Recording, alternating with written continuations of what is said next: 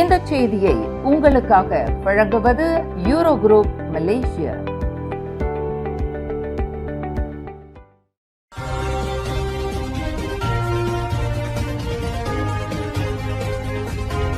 வணக்கம். திசைகளின் 5 மணி செய்திகள். மேற்காசிய போர் காரணமாக மானிய செலவுகள் உயர்வு.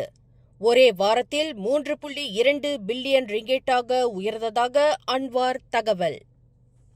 உலகளாவிய எண்ணெய் விலை திடீர் உயர்வால் மலேசியாவில் ரான் 95 பெட்ரோல் மற்றும் டீசல் மானிய செலவு மிக குறுகிய காலத்தில் பெரிதும் அதிகரித்துள்ளதாக பிரதமர் டத்தோஸ்ரீ அன்வார் இப்ராஹிம் தெரிவித்துள்ளார். மேற்கு ஆசியாவில் நிலவும் மோதல்கள் காரணமாக ஹொர்முஸ் நீரிணையில் பாதிப்பு ஏற்பட்டுள்ளதாக இன்று அவரது முகநூல் பக்கத்தில் வெளியிட்ட காணொலி பதிவு ஒன்றில் குறிப்பிட்டுள்ளார். உலகின் மொத்த எண்ணெய் விநியோகத்தில் சுமார் 20 விழுக்காடு ஹொர்முஸ் வழியாக செல்கிறது. இத்தடையால் உலகளாவிய விநியோகம் குறைந்து எண்ணெய் விலையானது கடந்த ஒரு வாரத்திற்குள் ஒரு பேரலானது தலா $70 இருந்து சுமார் $120 வரை உயர்ந்துள்ளது. இதன் விளைவாக ரான் 95 மற்றும் டீசல் மானிய செலவு 700 மில்லியன் ரிங்கெட்டிலிருந்து 3.2 பில்லியன் ரிங்கெட் வரை உயர்ந்துள்ளது. மலேசியா எண்ணெய் உற்பத்தி நாடாக இருந்தாலும் அதன் தேவையின் பெரும்பகுதி இறக்குமதியிலேயே சார்ந்துள்ளது. குறிப்பாக சுமார் பாதி எண்ணெய் விநியோகமானது பாதிக்கப்பட்ட ஹொர்முஸ் நீரிணை வழியாகவே வருகின்றது.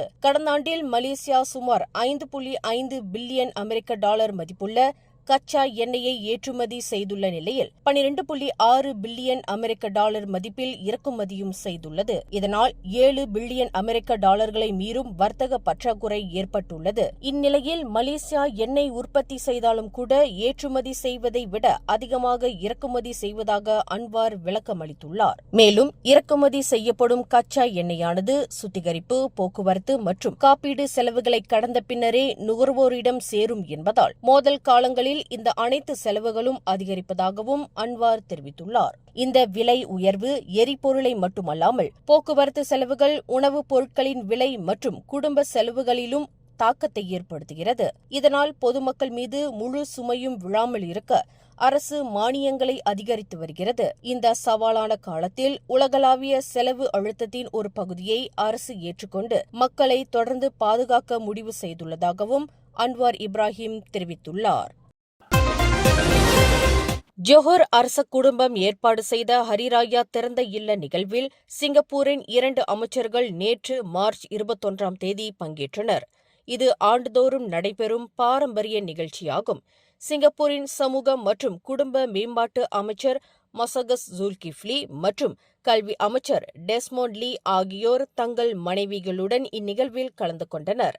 இந்த நிகழ்வில் ஜோஹர் மாநில பட்டத்து இளவரசர் மற்றும் இடைக்கால சுல்தான் துன்கு இஸ்மாயில் சுல்தான் இப்ராஹிம் மற்றும் அவரது துணைவியார் சேப்வான் மக்கோதா கலீடா ஜோஹர் அவர்கள் மதிய உணவளித்து வரவேற்றனர்.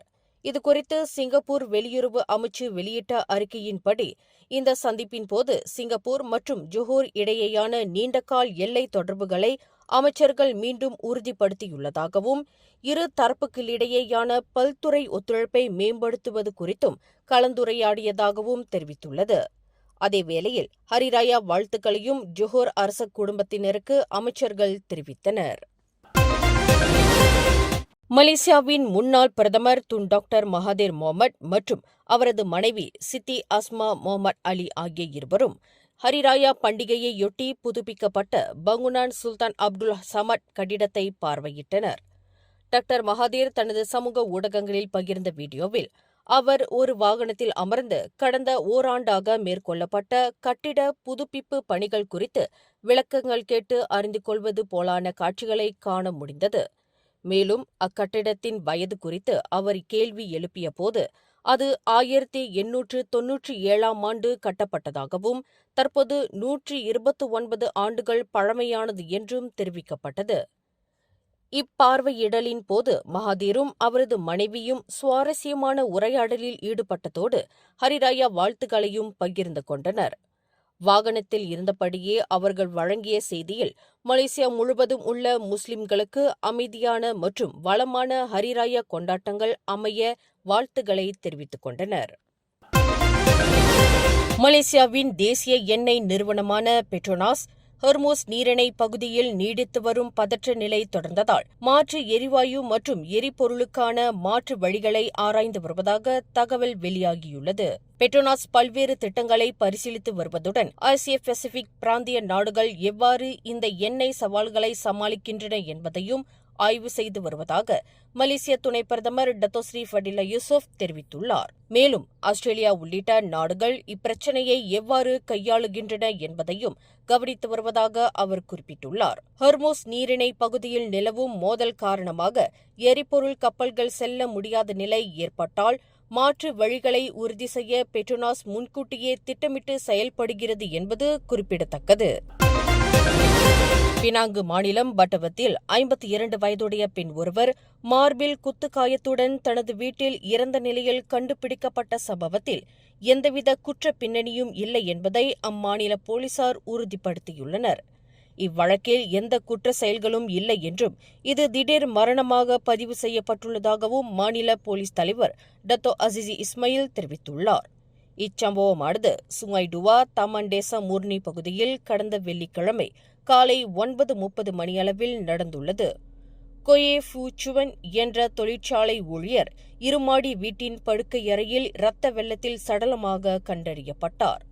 மனநல சிகிச்சை பெற்று வந்ததாக நம்பப்படும் கொயே ஃபு வழக்கமாக காலை உணவு தயாரிக்க கீழே வராததால் சந்தேகமடைந்த அவரது கணவர் அறைக்கு சென்று பார்த்தபோது அவர் இறந்து கிடந்தது தெரியவந்துள்ளது. கம்போடியாவில் 1000 ஆண்டுகள் பழமையான நடனமாடும் சிவன் சிலை பல தசாப்தங்களுக்கு முன்பு 10,000க்கும் மேற்பட்ட துண்டுகளாக உடைந்த நிலையில் கண்டறியப்பட்டிருந்தது. இந்நிலையில் தற்போது அந்த சிலையானது வெற்றிகரமாக புதுப்பிக்கப்பட்டுள்ளதாக அந்நாட்டு கலாச்சார அமைச்சு அறிவித்துள்ளது. 5 மீட்டர் உயரமும் சுமார் 7 டன் எடையும் கொண்ட இந்த மணற்கல் சிலையானது 10 கைகள் மற்றும் 5 முகங்களுடன் உருவாக்கப்பட்டுள்ளது. இது 10ஆம் நூற்றாண்டை சேர்ந்ததாகவும் கெமேர் பேரரசின் பழமையான தலைநகரான கோகேர் பகுதியில் இருந்து வந்ததாகவும் கூறப்படுகின்றது. வட கம்போடியாவில் அமைந்துள்ள கோகேர் கோவில் சிதிலங்கள் கடந்த 2023ஆம் ஆண்டு யுனெஸ்கோவின் சர்வதேச பாரம்பரிய கள பட்டியலில் சேர்க்கப்பட்டன.